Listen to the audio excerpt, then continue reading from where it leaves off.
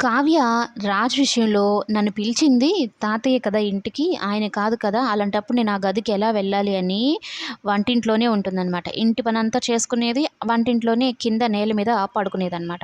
అది చూసిన అపర్ణ చాలా కోపమైపోతుంది. "ఏంటి ఇక్కడ పడుకున్నావు కటిక నేల మీద? ఎవరు పడుకోమన్నారు ఇక్కడ నిన్ను?" అంటూ కసిరిస్తుంది. "అత్తయ్య ఏం కావాలి?" అంటూ దిగ్గున లేస్తుందనమాట. "అర్ధరాత్రుల పూట కూడా ఈ అత్తయ్య పని చెప్పేలా కనిపిస్తుందా నీకు? అసలు ఇక్కడ ఎందుకు పడుకున్నావు? ఆ గదికి ఎందుకు వెళ్ళలేదు?" అంటే ఆయన రమ్మని చెప్పలేదు నన్ను అన్నట్టు మాట్లాడుతుంది. అక్కడ ఏమైనా పేరంటం జరుగుతుందా బొట్టెట్టి పిలవడానికి?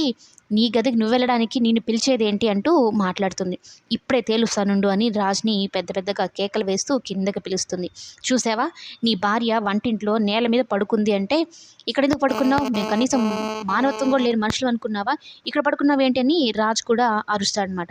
మరి ఎక్కడ పడుకోవాలి అని అపర్ణ రాజ్‌ని అడిగితే, ఎక్కడ పడుకోవాలంటే అంటావేంటి మమ్మీ? నా గది అని ఆగిపోతాడు. కావ్య రాజ్‌ని అలానే చూస్తూ ఉంటుంది. నా గదిలోకి రమ్మనే కదా అర్థం అన్నట్టుగా. నేను వస్తే పొమ్మని చెప్పలేదు, రావద్దు అని చెప్పలేదు. ఆవిడే ఇలాంటి నిర్ణయం తీసుకుంది అంటూ రాజ్ మాట్లాడతాడు. మొత్తం మీద తన మనసులో ఉన్నదేంటి, కావ్య రావడం ఇష్టమే.